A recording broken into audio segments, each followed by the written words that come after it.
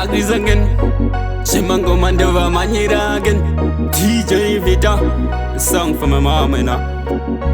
Zira ya upenyu pa maida ndakapota Pekuti ndigare makavaka ndakaputsa Kuchema pangu misodzi makapukuta Makombo rero ichazo yanyusitsa Maiwa noo yangu mukukura panga Yangu zika umamaya ndikukanganwe indimi mavabako rangu futika nakonaya Maisha ya hope muchirwira ramangwana ranga Maiwa noo yangu mukukura panga Yangu zika umamaya ndikukanganwe indimi mavabako rangu futika nakonaya Maisha ya hope muchirwira ramangwana ranga Maipfuka mamochema nai mwari wangu Kuti ndigochenezerwa nzira dzangu Ndaizombofamba munzira ndisina shangu Ndopera simba maindibata muruoko rwangu Kuchikoro maishovera ndisava dofo Kana ngushanda one simba mwari vachavhura dho Zodzi yanyu pakushopeka Asi maemera pakusimbisa mwanangu zvichaita bo Maiwa noo yangu mukukura panga Nyangwe zvikauma maya ndikukanganwe indimi maiva bako rangu futi kana konaya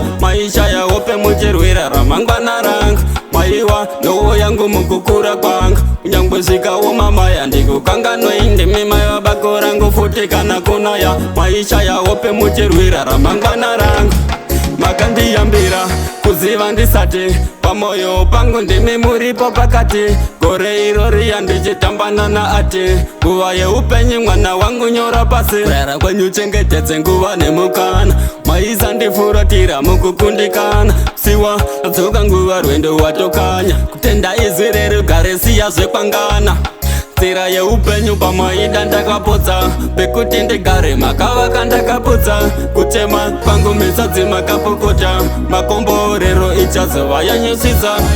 Noo yangu mukukura panga Yangu zikaoma maya ndikukanganwe indimi maiva bako rangu futi kana konaya Maisha ya hope muchirwira ramangwana ranga Maiwa noo yangu mukukura panga Yangu zikaoma maya ndikukanganwe indimi maiva bako rangu futi kana konaya Maisha ya hope muchirwira ramangwana ranga Maipfuka mamochema nai mwari wangu Kuti ndigochenezerwa nzira dzangu Ndaizombofamba munzira ndisina shangu Ndopera simba maindibata muruoko rwangu Kuchikoro maishovera ndisava dofo Kana ngushanda one simba mwari vachavhura dho Zodzi yanyu pakushopeka